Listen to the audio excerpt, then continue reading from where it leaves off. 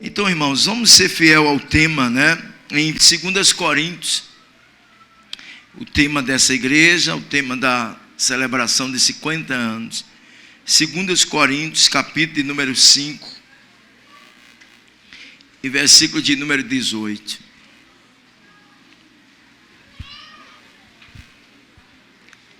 A palavra diz assim: ora, tudo isto provém de Deus, que nos reconciliou consigo mesmo por meio de Cristo e nos deu o ministério da reconciliação. A saber, que Deus estava em Cristo reconciliando consigo o mundo, não levando em conta ou não imputando os pecados dos seres humanos, e nos confiando a palavra da reconciliação. Portanto, somos embaixadores em nome de Cristo, como se Deus exortasse por meio de nós, em nome de Cristo, pois pedimos que vocês se reconciliem com Deus. Aquele que não conheceu o pecado, Deus o fez pecado por nós, para que nele fôssemos feitos justiça de Deus. Quem pode dar um amém bem forte, irmãos? Pode sentar e continue com o texto bíblico aberto. Com 30 minutos a gente vai entregar aquilo que Deus colocou no nosso coração. De antemão eu quero parabenizar a igreja, parabenizar também o pastor pela escolha desse tema. É um tema que traz consciência cristã. É um tema que não nos leva ao aspecto emocional, mas nos leva ao aspecto da responsabilidade. É um tema que nos leva à consciência do dever acima de qualquer coisa. Porque nós não podemos estarmos meramente no aspecto das emoções, mas precisamos andar e caminhar no aspecto da consciência do nosso dever como igreja, do nosso dever como cristão e do nosso dever como servos de Deus. E o apóstolo Paulo, ele focando esse versículo, esse texto paulino, a segunda carta à igreja de Coríntios, ele fala de uma forma específica sobre o ministério da reconciliação, que deve ser marca fundamental da igreja.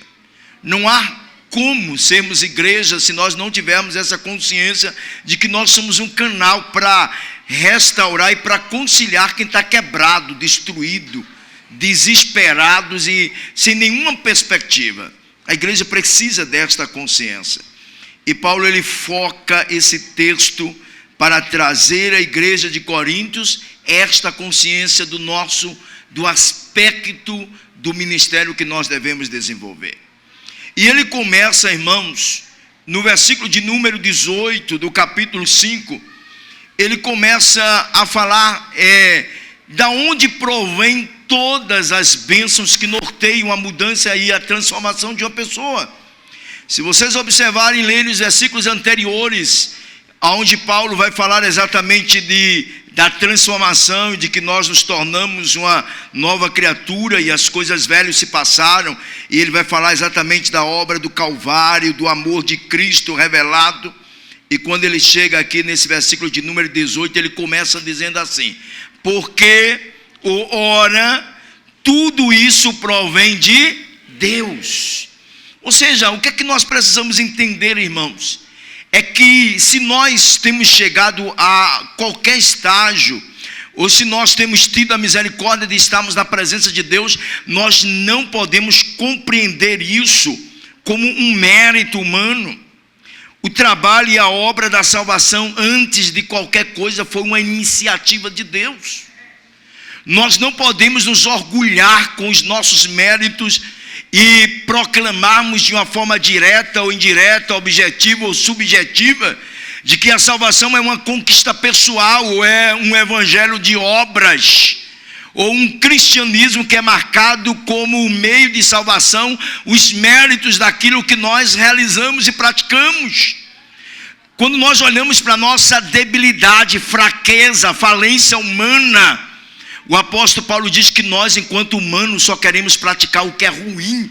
E ele diz: olha, uma vez que eu penso fazer isso, mas faço de repente diferente, porque a minha carne é fraca, é falida, é uma carne que está totalmente voltada para aquilo que não é bom.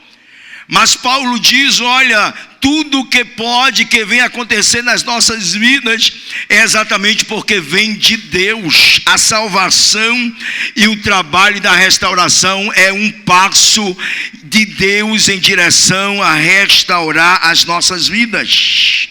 Deus deu o primeiro passo para nos restaurar. Significa que Ele não abriu mão de nenhum de nós, e Ele não está disposto de abrir mão de nenhum de nós. Ele tem ido à sua direção para lhe restaurar. Quem pode dizer amém em nome de Jesus, irmãos?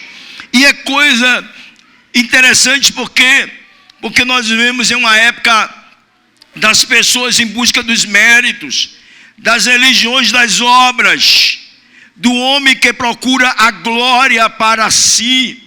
E aí o apóstolo diz que todas essas coisas provêm de Deus, por Ele e para Ele são todas as coisas.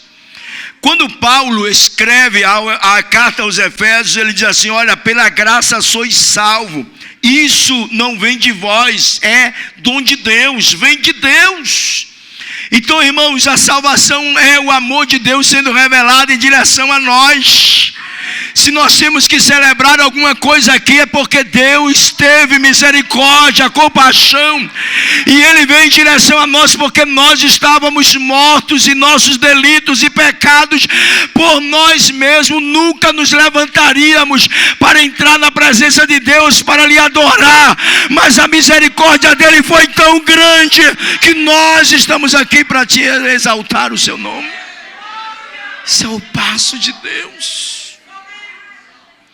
É a misericórdia de Deus voltada para nós.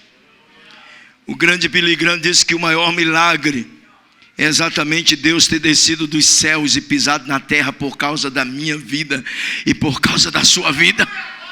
Nós não somos igrejas para exaltar instituição, para exaltar CNPJ, para exaltar estatuto, para exaltar placa, CNPJ, estatuto, estrutura institucionais são passageira.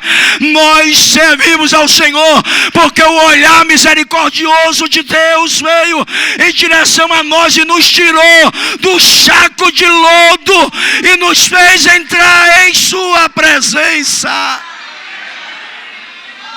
Isso é a nossa maior alegria. Isso não tem comparação. E saber que isso eu jamais conseguiria com os meus esforços. Quando Paulo diz assim: olha, vocês verem todo esse processo de mudança, de bênção, vocês não tinham acesso, agora vocês têm. Vocês eram uma velha criatura, agora vocês são uma nova criatura. Vocês observem o que foi feito, o amor, a graça, a morte do Cordeiro, tudo isso. A salvação que vocês têm exatamente foi uma total providência de Deus. A salvação é a misericórdia de Deus revelada a nós. E aonde entra a participação do homem?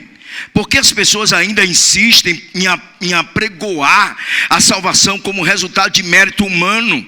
E quando a Igreja Católica Apostólica Romana se afastou do que diz o texto lá em Romano, que nós e o justo vive pela fé, e quando ela tentou ou entrou pelo caminho de vender salvação, ou estabelecer às pessoas a prática da indulgência, ou da compra de terreno nos céus, ela entrou num profundo buraco de decadência teológica, decadência moral, decadência espiritual, irmãos. Porque quando os homens imaginam que pelos seus esforços serão alcançadores e terão direito da eternidade, eles declaram a sua própria fraqueza espiritual. Nós estamos aqui porque o braço forte do Senhor nos resgatou das trevas. Quem pode levantar a mão e dar um glória a Deus bem forte?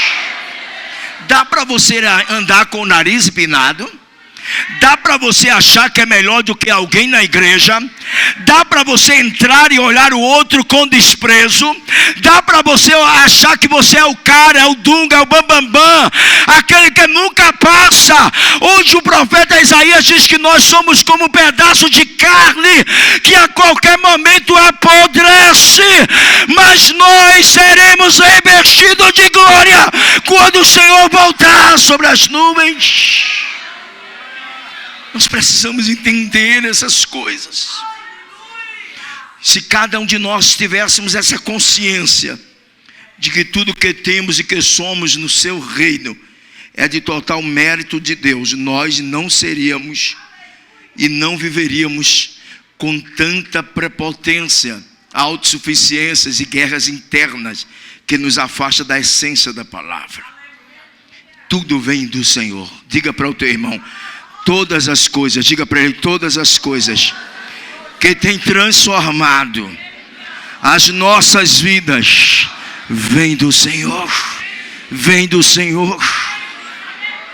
Eu estou sentindo a presença gloriosa do Senhor aqui. Somos fracos, vivemos com as fraquezas. Esse evangelho das celebridades de santidade, de pessoas extremamente perfeitas, vai entrar na intimidade dessas celebridades de santidade e vai ver os conflitos que elas convivem constantemente. Igreja não é lugar para as pessoas que já estão extremamente perfeitas. Igreja é hospital para sarar quem está doente. Igreja é hospital para curar as feridas de quem está doente. Igreja é lugar para restaurar quem se quebrou, quem se feriu. Igreja é lugar de restauração. Igreja é lugar de restauração. Há uma diferença muito grande entre ser religioso e ser cristão. Nós, ao longo dos tempos e ao longo dos séculos e da década, nós nos tornamos mais religiosos. Os religiosos julgam, se comparam. Os religiosos criam rótulos. Os religiosos sentam na cadeira de Moisés para julgar. Mas os cristãos se preocupam em viver o evangelho e seguir os passos de Cristo. E o cristão nunca coloca limite naquilo que a graça é capaz de fazer. Os religiosos dizem para os quebrados, para aqueles que estão longe, que não há lugar para eles no convívio entre as celebridades de santo. Os cristãos dizem assim: olha, a minha presença vai lhe influenciar para uma vida transformada pelo poder da palavra. Há uma diferença muito grande. Nós não podemos nos tornarmos a cada dia religiosos. Temos que de fato sermos cristãos. Um outro ponto importante aqui nesse texto, primeiro é a definição de Paulo de que tudo vem de Deus. Logo, eu não posso pensar em méritos meus, principalmente em relação à salvação e às consequências da salvação. Em segundo lugar, ele diz que ele nos reconciliou consigo mesmo. Diga ele. Mais sorte, diga ele. Nos reconciliou consigo mesmo. Quando nós encontramos ou focamos aqui a palavra nesse segundo ponto desta reflexão, a palavra ele nos reconciliou. Se ele reconciliou, é porque essa relação que foi quebrada, essa relação que se tornou uma relação conflitante. Por que a relação tornou-se uma relação conflitante?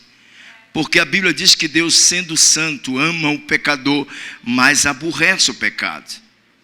Então, uma relação, ela tornou-se uma relação frustrada, conflitante. E agora então a palavra usada por Paulo é ele reconciliou. Que se ele reconciliou, ele está restaurando uma relação que anteriormente existia. E aí a gente tem que voltar exatamente para a relação do homem com Deus antes do pecado. Como era essa relação do homem e Deus antes do pecado? Deus criou o homem e o colocou no lugar perfeito. não faltava absolutamente nada para o homem, mas o homem desejou aquilo que Deus disse que não era para ele. Todas as coisas Deus tinha dado ao homem no Éden, mas ele foi exatamente querer a única coisa que Deus disse que não era para ele. E aí então uma relação que era perfeita. Quando eu imagino que no romper da tarde Deus se aproximava com Adão e Eva e falava nitidamente, eu acredito que havia um diálogo literalmente falando muito claro, uma intimidade profunda entre um homem e Deus antes do pecado, uma relação que não precisava de templo para cultuar. Por que nós precisamos de templo para cultuar? Porque o mundo que nos rodeia estão em trevas, e aí houve-se a necessidade de um santuário para adorar a Deus. Mas lá no Éden, o próprio santuário era totalmente, geograficamente falando, todo o jardim. E ali, ao romper da tarde, Adão e Eva cultuavam, falavam com Deus, até porque culto, irmãos, é relacionamento. Há muitas pessoas que estão na igreja fazendo de conta que estão cultuando, ou fazendo de conta que estão servindo com um serviço religioso de culto, mas não se relaciona com Deus, não sente Deus, não conversa com Deus, não há um quebrantamento diante de Deus. Culto não é ser telespectador, culto é se relacionar com Deus. Era essa a relação que existia, uma relação perfeita. E essa relação um dia ela foi quebrada. E quando nós falamos, olha aqui para mim, e quando nós falamos de relação do homem com Deus, a gente olha pelo menos em 4 aspectos importantes. Primeiro, a relação do homem com Deus, ou de Deus com o homem antes do pecado. Segundo, a relação após o pecado. Terceiro, a relação após a convenção.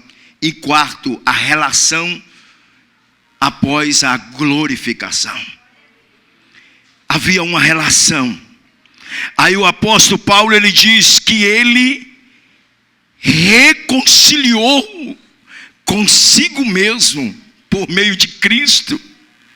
Ou seja, através de Cristo ele disse assim: olha, eu quero restaurar esta relação.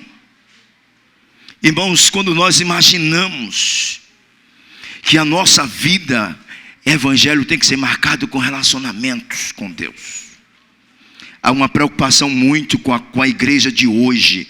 É uma igreja numericamente forte, é uma igreja estruturalmente falando forte, mas uma igreja de relacionamento com Deus em águas rasas. E é por isso que nós temos uma porta dos fundos maior do que uma porta da entrada. Porque as pessoas até conseguem entrar no evangelho, mas não permite que o evangelho trate o seu caráter, trate a sua vida, restaure as suas vidas. Porque nós fazemos de conta, nós vivemos no fazer de conta, mas o Espírito de Deus está aqui nesta noite dizendo: eu quero estar no profundo da sua vida. Quem pode dar um glória a Deus bem forte, irmão? Quem pode levantar a mão e dar um aleluia?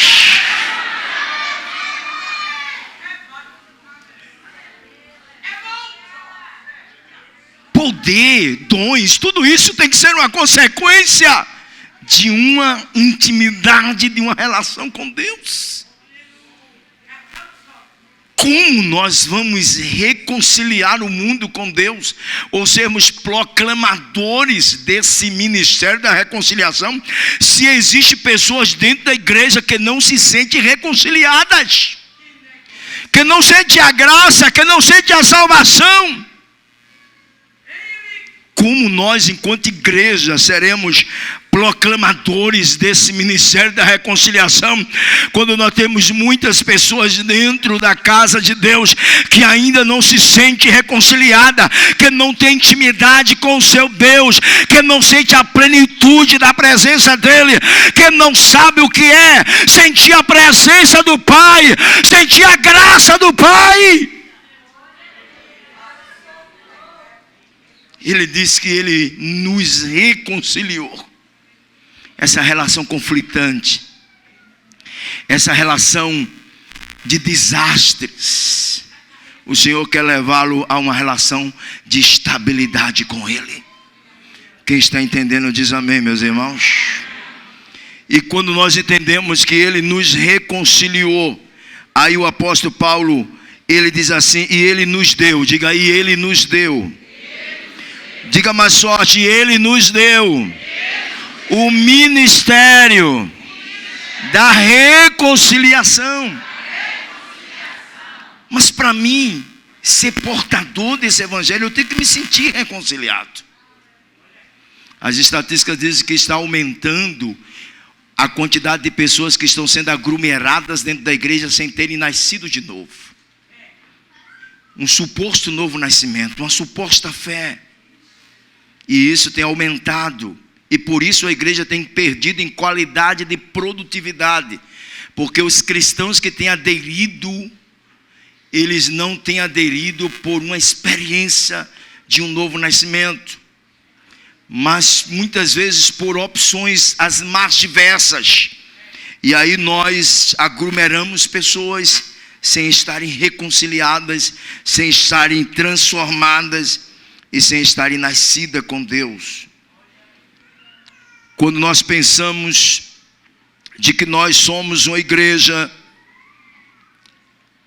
que tem como o ministério da reconciliação, nós estamos pensando de uma igreja que tem que estar pronta para vivenciar exatamente na ótica de Deus em relação a nós. E ser uma igreja que tem o ministério da reconciliação, primeiro tem que ser uma igreja acolhedora. Tem que ser uma igreja acolhedora. Segundo lugar, a igreja tem que entender que ela não pode e não cabe a ela o ministério do julgamento. A nossa perspectiva de evangelho, logo lá atrás, era saímos às ruas para pregar e nós mesmos criamos uma barreira entre a igreja e o povo. Porque o primeiro tópico da nossa pregação é essa: você vai para o inferno. E essa mensagem, você vai para o inferno, bloqueou, criou uma barreira. E não é isso, e não é dessa forma que a palavra de Deus nos ensina, quando ela diz que não somos nós os proclamadores do julgamento, mas sim aqueles que serão dispenseiros para manifestar a reconciliação às pessoas. Vocês já perceberam que nós somos mais julgadores do que pessoas que agem com terapia para restaurar, para cuidar, para abraçar? Quando a gente olha o irmão na igreja, a nossa observação, ela é imediatamente influenciada pela atitude de julgamento. A gente já quer julgar a roupa, julgar o paletó, julgar o horário, julgar a irmã, julgar o namorado, julgar a casa. Ou seja, é uma sociedade movida por julgamento. Mas Paulo diz assim: o Senhor nos deu não o ministério da condenação, não nos deu o exercício de sermos juízes, mas como igreja o Senhor nos deu a chamada, o ministério para sermos proclamadores da reconciliação. E o Espírito de Deus descerá sobre nós graça e unção para exercermos este ministério. Há muitas pessoas que precisam desta visão da igreja. Amém, meus irmãos? Amém, meus irmãos? Somos mais julgadores, agimos com más condenações do que com tratamento. Quando nós pensamos no ministério da reconciliação, nós estamos pensando que não nos cabe a nós o posicionamento de julgadores, aqueles que aplicam sentenças de condenação, mas sermos representantes de um reino que tem como prioridade reconciliar as pessoas. E reconciliar as pessoas não é dizer para elas assim: aceite o evangelho. Aí elas se convertem e dizem assim: olha, se vire agora. Não. Reconciliar as pessoas é acolher, é acompanhar, é discipular, é levar essa pessoa a estabelecer uma relação tão profunda com Deus. Aí a gente diz assim: um discipulado da igreja é bom. o trabalho de acolhimento da igreja é bom. Não é, irmãos. O nosso trabalho não é bom. Sabe por quê? Porque quando nós olhamos em relação à salvação, a gente vê pelo menos 3 aspectos aqui. Nós somos salvos, estamos sendo salvos e seremos salvos. Nesse aspecto, estamos sendo salvos, a igreja tem a responsabilidade de ajudar as pessoas a desenvolverem a sua salvação. Ah, pastor, mas ela não permaneceu porque não quis. A salvação é individual. Muitas pessoas podem não permanecer porque a igreja pode ter fracassado na sua missão. Salve-se quem puder. Estamos em uma guerra, o diabo contra a igreja. O príncipe das trevas não para de dia e de noite para destruir crente, para destruir casamentos, para destruir jovens, para destruir ministério de pastores. E o que é que a igreja faz? Só pensa em coisas que são secundárias. Nós precisamos brindar uns aos outros em oração, em ensinamento da palavra, porque a Bíblia diz: e as portas do inferno não prevalecerão contra a igreja do Senhor Jesus. E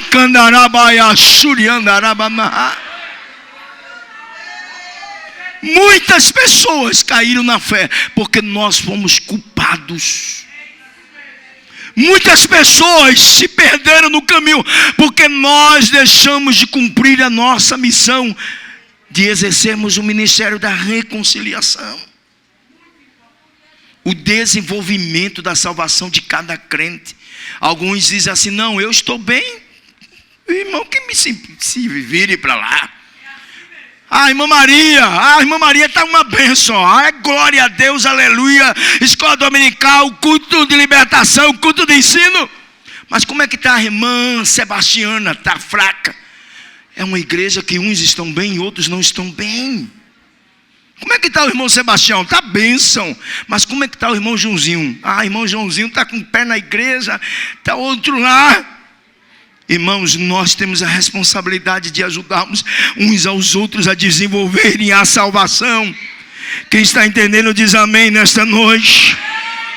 A igreja é para restaurar, é para cuidar. A igreja é para sarar as feridas de quem está doente. E o Senhor quer usar você.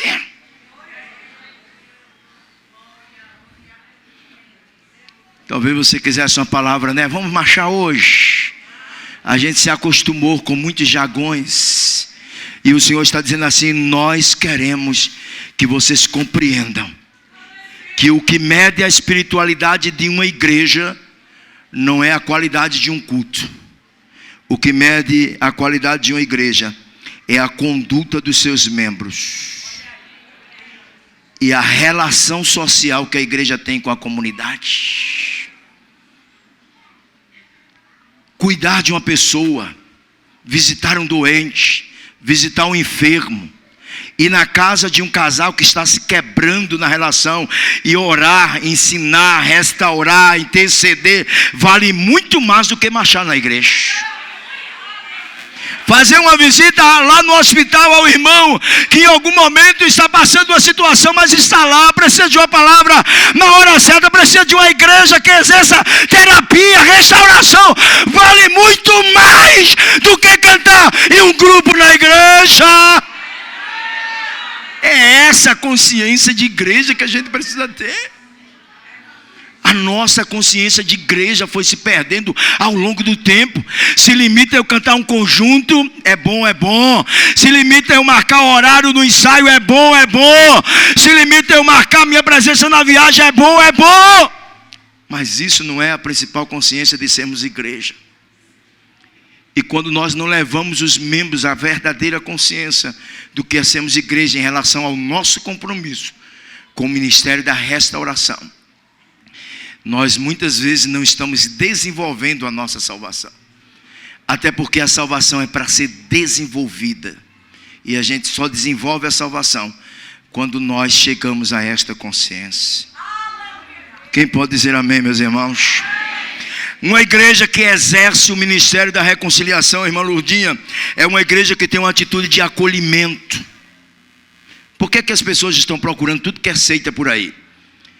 resolvendo seus problemas, porque o acolhimento que eles deveriam ter na igreja não tem, e encontram em algumas seitas. Por que o povo estão indo aí atrás de todos os tipos chamados as igrejas, tipo igrejas dos últimos momentos, das últimas modas, das últimas revelações?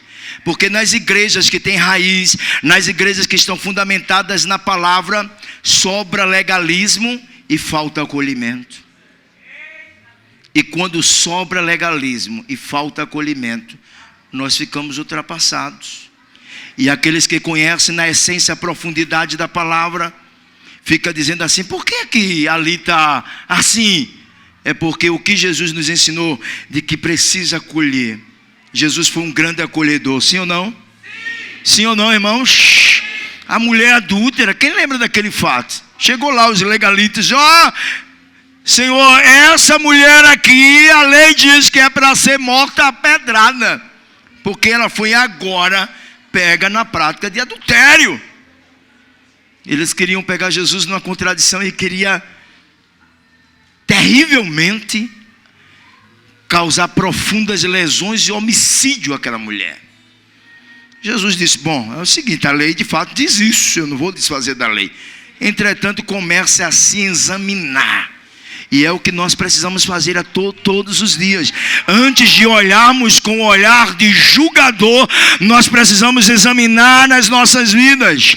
Se nós nos examinássemos a nós mesmos, nós entraríamos na presença de Deus de uma forma extraordinária.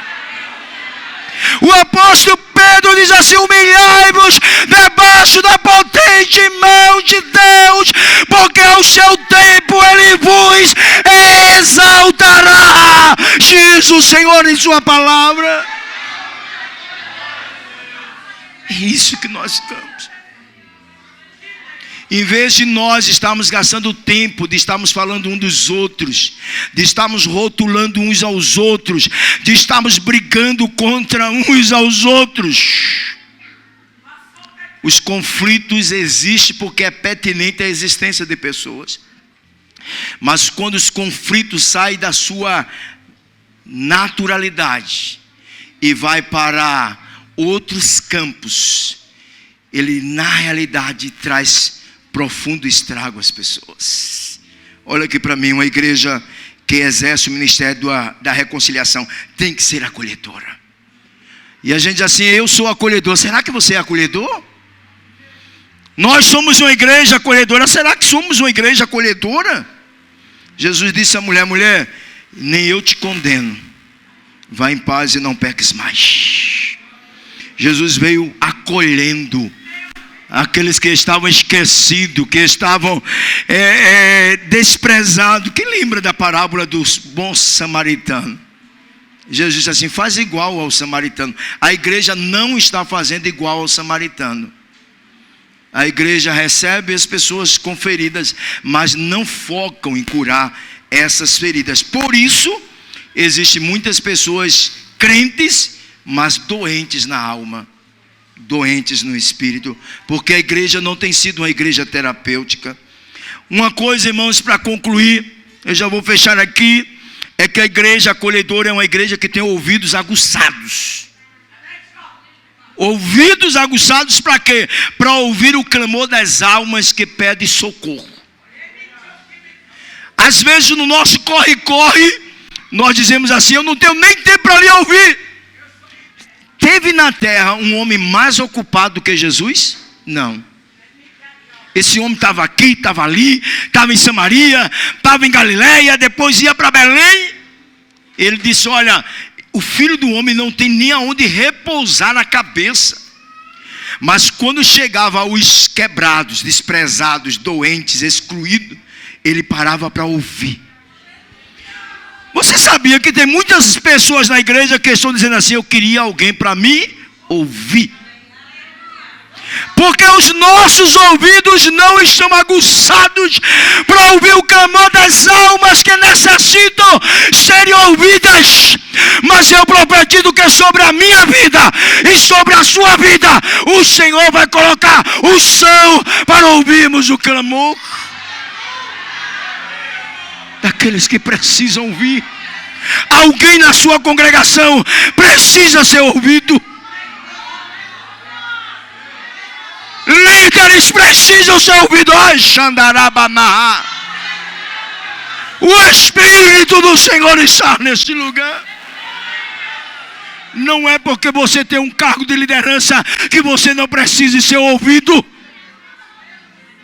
Todos nós precisamos sermos ouvidos.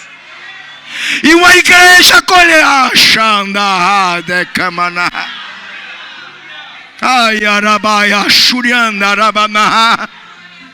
uma igreja acolhedora tem ouvidos ungidos e ouvidos aguçados para ouvir o clamor de uma alma que tem sentimentos que elas não sabem nem explicar.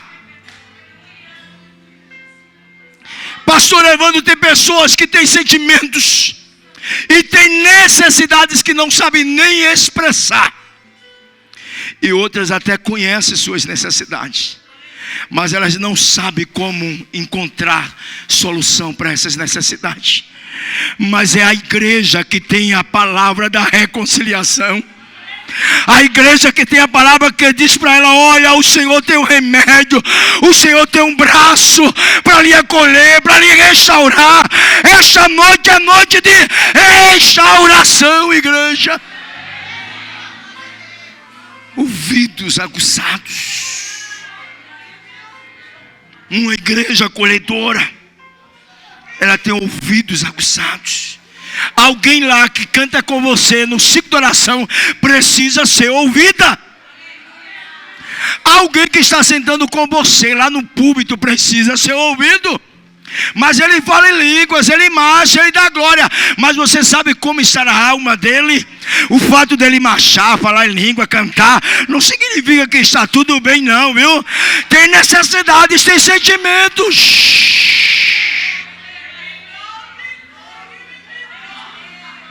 Tem sentimentos. E quando essas pessoas não encontram quem as escute, elas procuram, talvez em direção certa ou em direção errada, ouvidos que lhes sejam emprestados, para que elas sejam ouvidas.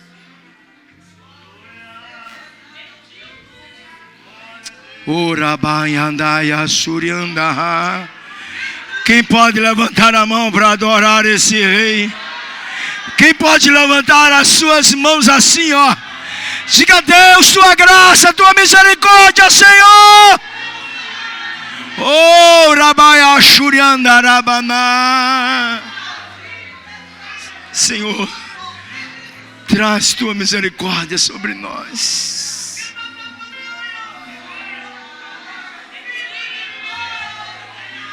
Arabaia Shuriandarash. Cantarabaia Shuriandarabaia Xerebre Candará.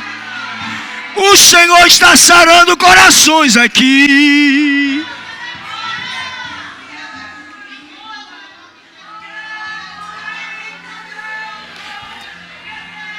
Os nossos obreiros precisam ser ouvidos. Os nossos pastores precisam ser ouvidos. Os nossos jovens precisam ser ouvidos. Uma igreja acolhedora tem ouvidos aguçados para ouvir o clamor da alma, que tem necessidades que muitas vezes nem conhece e nem sabe como expressar essas necessidades. Uma igreja que pratica o ministério da reconciliação, concluindo, é uma igreja que tem empatia com a comunidade. Uma igreja que se comunica com a comunidade. Uma igreja que se contextualiza com a comunidade. E uma das coisas que é marca de uma igreja que pratica o ministério da reconciliação é a ação social. E aí a gente fica batendo em cima dos espíritas porque faz as coisas certas com os objetivos errados. Mas o que eles fazem em relação à ação social, estão fazendo certo. E aonde está o erro dos espíritas kardecistas? É que eles fazem no objetivo de, através desta prática, serem salvos ou alcançarem a salvação. Mas a igreja que vive, que foi alcançada pela graça, que recebeu a presença de Deus e do Espírito Santo, fica assim, ó, de mãos atadas. E estamos prioritariamente preocupados com a fachada do nosso templo, com o ar-condicionado, com o vidro, com as coisas que venham gerar para nós, que é bom. Mas a igreja não pode deixar de praticar a ação social. Vocês estão entendendo, irmãos? E o que é ação social? É dar uma cesta básica a alguém? Não, isso é parte. Ação social é se estar dispostos a cuidar do psicológico das pessoas. Crentes na igreja, cantando, mas doentes psicologicamente, adolescentes doentes, jovens doentes. Priorizar a ação social é cuidar dos nossos emocionais. A igreja, irmãos, ela demonstra mais espiritualidade quando pratica ação social do que quando pula no culto. O trabalho social da igreja tem mais importância no reino espiritual do que o aspecto emocional impetrado durante uma programação litúrgica de um culto. Ação social significa a igreja atuante, autêntica, comprometida com a palavra. Isso é sermos uma igreja que pratica reconciliação. E concluindo, queridos, nós somos embaixadores dos céus. Quem é embaixador dos céus aqui, dá um glória a Deus bem forte. E ele diz, e ele nos fez embaixador dos céus. Somos representantes de Deus aqui. É a maior e melhor representação. A igreja é a representante. É a única que tem legalidade de dizer assim: nós representamos o reino da reconciliação, nós representamos o reino eterno, nós representamos o rei da glória. Por que o diabo tem raiva da igreja? Por que o diabo usou até a pandemia para parar a igreja? Porque o diabo sabe que a igreja é a representante do reino dos céus da terra. E a igreja tem um ministério que trata, que restaura, que reconcilia as pessoas. Queridos, esta é a palavra que eu tenho para nós, viu? Porque eu preciso melhorar também, e muito. É que você precisa ter essa consciência de igreja. Ser igreja é amar a você, é se reconciliar com Deus, é se sentir reconciliado para reconciliar outros. Eu primeiro me amo para eu amar o próximo. Eu preciso estar reconciliado de fato com Deus para ser um proclamador da reconciliação dos outros para com Deus. Feche os teus olhos aí. Alguém do Ministério de Louvor pode cantar um louvor?